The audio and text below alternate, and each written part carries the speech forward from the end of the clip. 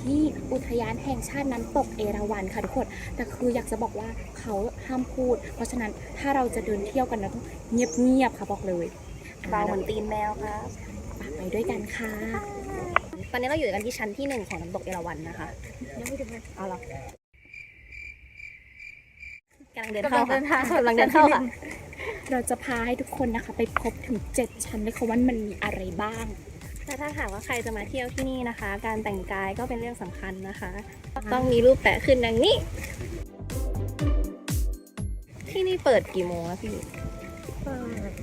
8 โมงเย็น 4 โมงเย็น ก็ตามเวลาราชการเลยนะคะเสาร์อาทิตย์ก็เปิด ก็ช่วงฤดูเหมาะสมที่จะมาก็คือฤดูหนาวเพราะว่าจะมีน้ำให้เล่น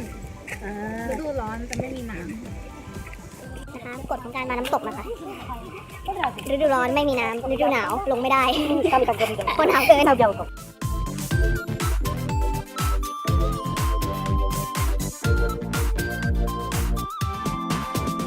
ค่ะ แล้วก็ตอนนี้พวกเรามาถึงชั้นที่1กันแล้วนะคะ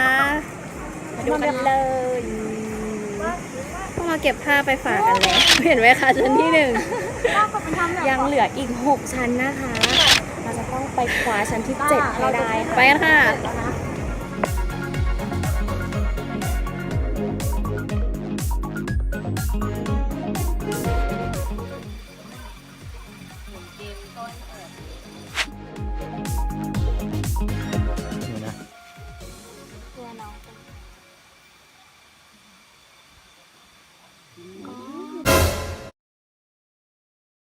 เนี่ยตัวออกมาแล้วตัวออกมาแล้วเนี่ยเขาดึงปิดเห็นไหม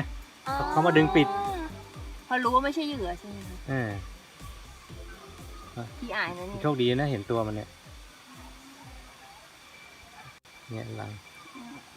พี่อายอยู่ดี เพราะที่เราเลี้ยงเขาบอกว่าจะเกิดไฟป่าบ่อยอ่ะ ๆอ๋อก็ช่วงนี้เลยปะ แต่เขาบอกว่าเกิดทุกวันตรงเนี้ยแล้วเขาบอกว่าแต่ไฟป่าที่เนี้ยไม่ได้เกิดจากป่าเกิดจากคน คนที่แบบมีไล่ติด อันนี้คือไฟป่านะคะทุกคน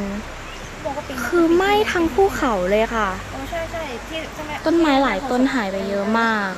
ต้องช่วยกันอนุรักษ์ไฟด้วยนะคะ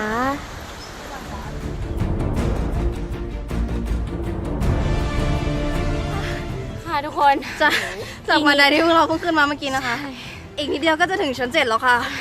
สู้ๆค่ะ ชั้น7ค่ะไฟติ่ง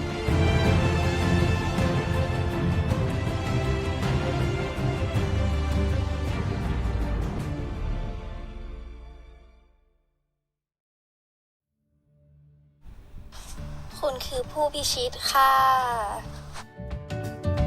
สำหรับใครที่ยังไม่มีที่เที่ยวนะคะ มาที่นี่ได้เลยค่ะ สนุกมากค่ะ